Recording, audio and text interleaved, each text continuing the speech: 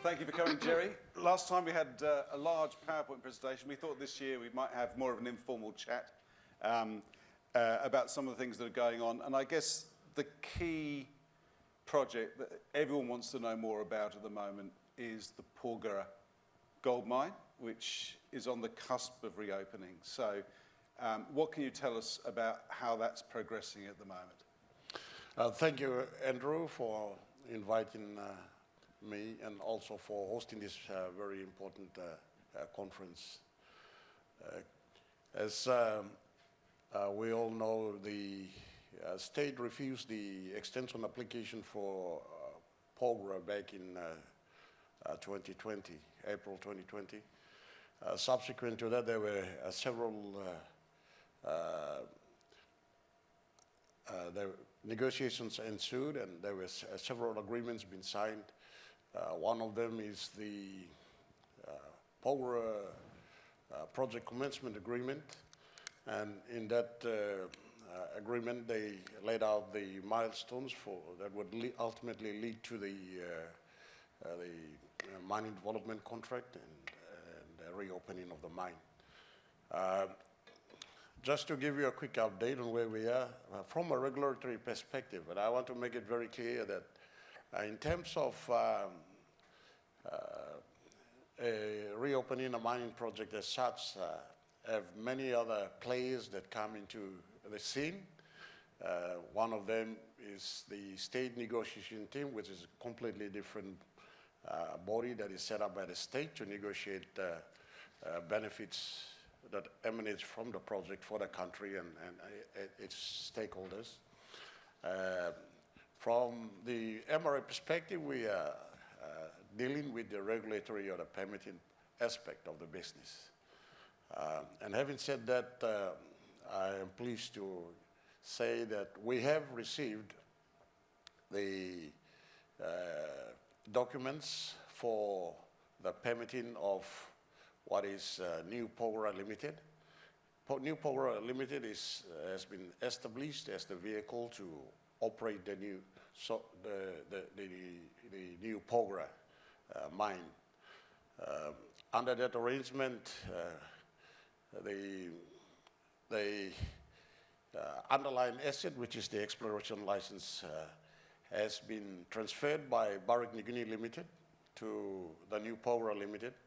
And immediately after that, the special mining lease held by Commonwealth Minerals has been transferred to the New Porgera Limited. And thereafter, the SML11 or the SML held by Commonwealth Minerals have been surrendered, and a new application for a new special mining lease to operate Porgera under the New Porgera Limited has been submitted to MRA, and we have commenced the process of assessing and permitting the new Porgera mine.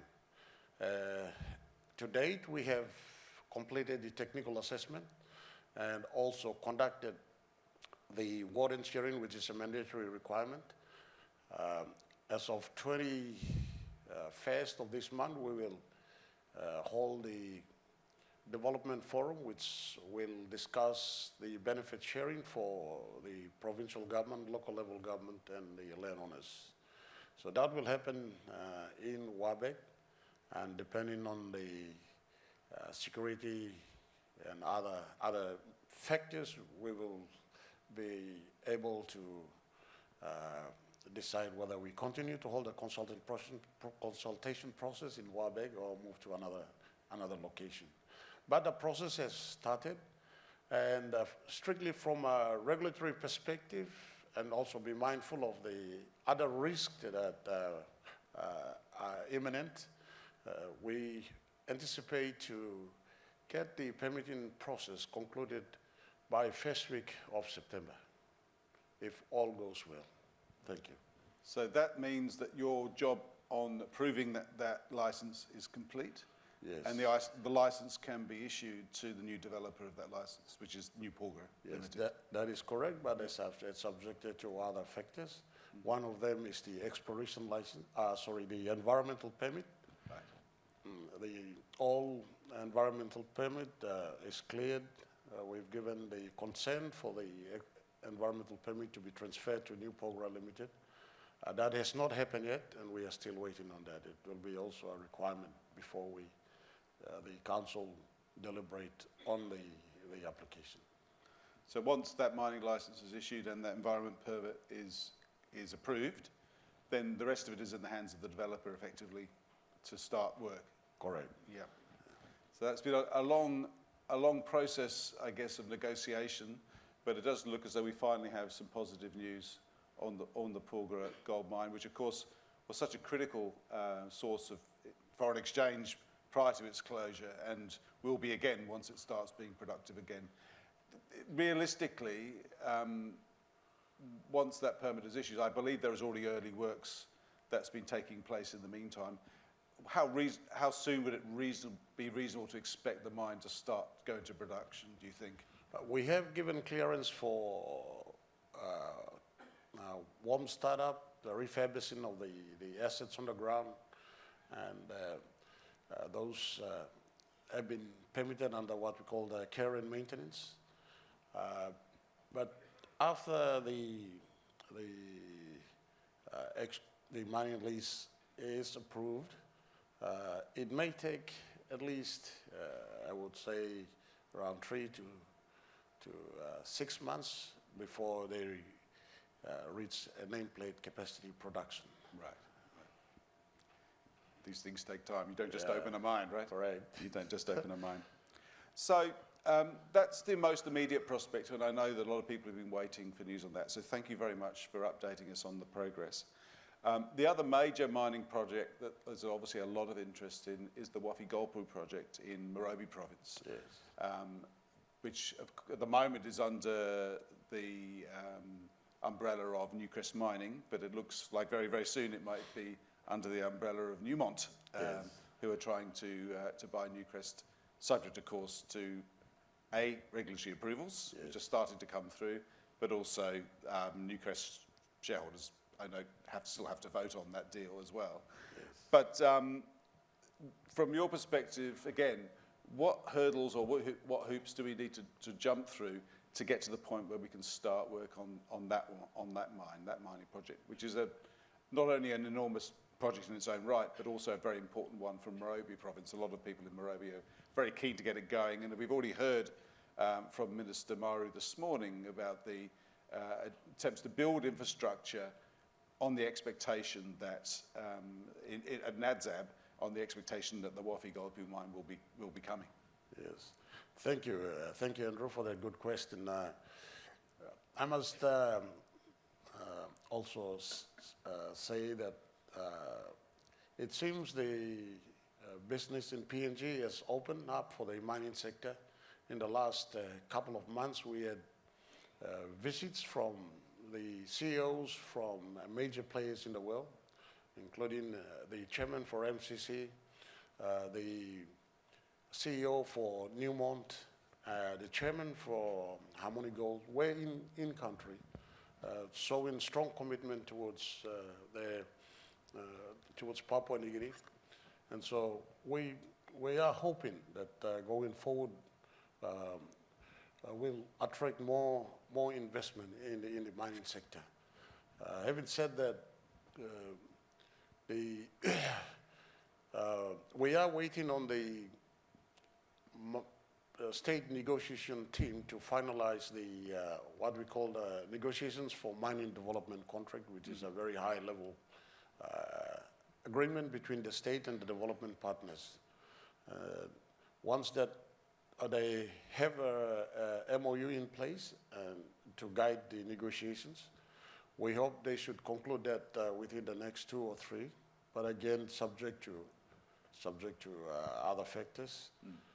From a regulatory perspective, we have done our assessment. We have requested for further material information that we felt that they need to submit, and we are at very advanced stages of bringing the report to the Mining Advisory Council. But that we have to wait for the mining development contract negotiations to conclude, before we initiate the development contract, the development forum. And once that process takes place, we will be in a better position to advise the Mining Advisory Council. It's a project that also is going to rely on the development of new energy assets as well in that part of the world, because it's going to need a lot of energy as well, isn't it? So there's quite a lot of pieces of the puzzle that still need to be put together. So have you received any indication from Newmont about their commitment to the project at this stage? Or do we know whether it's a part of, because obviously if they take over Newcrest, there are some existing assets in PNG that they would own, likely here, mine. But the Wafi project is a development project. So do we know if they're expressing an interest in that? Yes, Andrew. The Newmont Group has clearly indicated that they would have an office in Port Moresby. And they are interested in advancing the Wafi-Golpu project, as well as continue to have interest in Alihir Gold Mine, which are first Tier 1 projects or Tier 1 assets. And of course, I believe these are the two major projects that may have attracted the acquisition and merger. When you spoke at our conference last year, one of the things that really made people sit up and take notice was when you said we're going to run out of mining assets roughly by the middle of this century, even because we have not discovered any more deposits of minerals, even though you would think that there would be plenty still out there that is yet to be found. Yes. So I'd be really interested if you could explain for us what steps, what measures the MRA is taking to encourage further exploration in PNG, which has been at a quiet ebb for the last few years. Yes. How can you stimulate that, and how can you support that additional exploration in country? Thank you, Andrew. As you have already heard from the Ramu case study, the lead time to from discovery to commissioning the mine in PNG may take anywhere between 11, in this case for Lihir, and over 50 years. Frida River was discovered somewhere in 1967, and it still remains a project. So this is the lead time that is required. The other challenge that comes to mind is really the fact that many of the major deposits at the surface have already been adequately tested. And if they have already been adequately tested, it simply means that we need to go deeper. Look at the next generation of world deeper than the surface. Simply because in the past, when we were doing exploration, they would say don't go beyond 500 meters because you can't simply mine those mineral deposits. Today we have block cave mining, we have advanced technology developed around underground mining, and so these are no longer the restricting factors.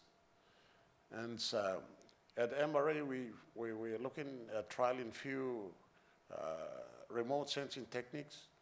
We have acquired a set of seismic reflection equipment. Seismic reflection is something that a tool that has been used successfully in the petroleum sector to map out the geometry of the rock formation and also the structures. And so we believe that the deployment of this technology may give us some success in terms of detecting those deeper bodies. We have also been in consultation with another group that have developed in-house technology that can detect chargeability down to 2.5 kilometers. And so we're trying to apply a mixed recipe to see if we can remotely sense those deep-seated bodies. And so far, we are still putting together the accessories for those equipment, and we believe by before the end of the year, we would be trialing several targets with our recipes. And, we will be in a better position to give you an update on our, I should say, experiments. Other than that, we are also collaborating with the U.S. State Department to look at new frontiers like the Western Province, which has never been looked at in the past. There are other people that are also looking at trying to reinterpret the geology of PNG to see whether there are some hidden traces.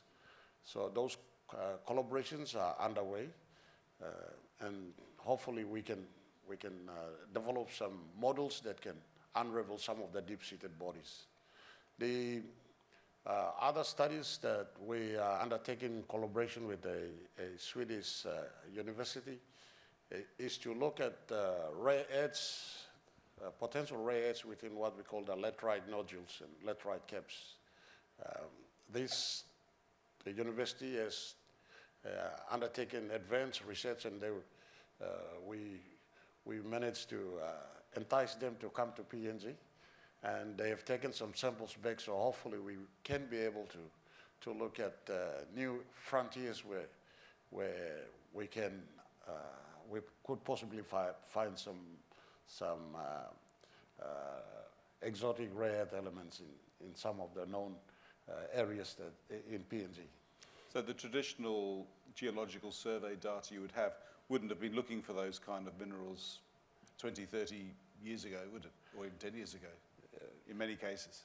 Yeah, unfortunately, a lot of the historical data sets that we have in the government repository were derived by exploration companies, and in those days they were looking for specific elements or specific commodities, and so they were looking for pathfinder elements or associated elements and those elements of interest.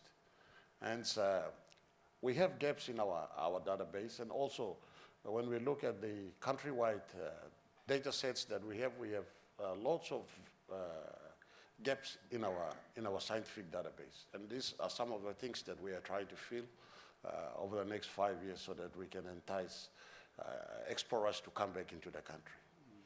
I guess also these days, as you've already mentioned, technology is so important for exploration. Having data in a form that you can run complex data analysis of, Yes. that sort of thing where 20 years ago geologists were poring over the data manually. Correct. That now they're giving it to machines to do. Having data in a form that can be used by potential exploration companies must be really important too. Yes, correct. We have, as a matter of fact, I made a unilateral decision to make available all the historical data set to anyone, free of charge. And so those information is available free of charge, and anyone can have access to those baseline data, geoscientific data sets that we have. That's a very kind offer. And so there you go. There's a kind of a free data from the MRA. Yes. We're from the government, and you can have it for free. That's a beautiful sentence. Yeah. The other area we just want to cover off on is the area of regulatory change in the sector. The Mining Act that currently regulates the sector has been in place for a long, long time, and there has been various attempts to, or various discussions about modernising the Act. As far as the regulatory framework for the mining industry, are there any changes under consideration, and what are they likely to be? Thank you. There was a revised Mining Act. That revised Mining Act has been sitting on the table for almost a decade now. And what we are trying to, in the last few months, we've been also critically looking at the gaps in the existing legislation. One of them is the absence of refinery in the Mining Act itself. The other is also looking at, we're trying to see how we can resolve the issue of abandoned mines and abandoned projects. If they come under liquidation, or if these assets have been refused, but if they have significant resource or reserves identified in that project, how do we meaningfully attract someone with the right technical and financial capacity to come and develop those assets?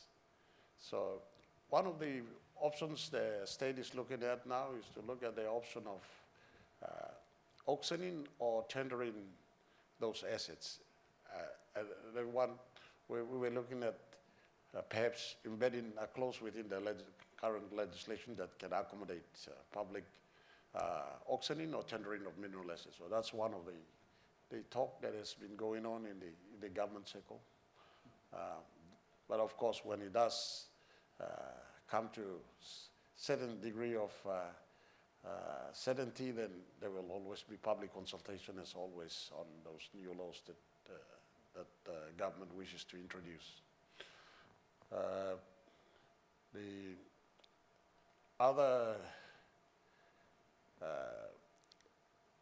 consideration that has been discussed is how do we provide incentives for exploration companies to come in,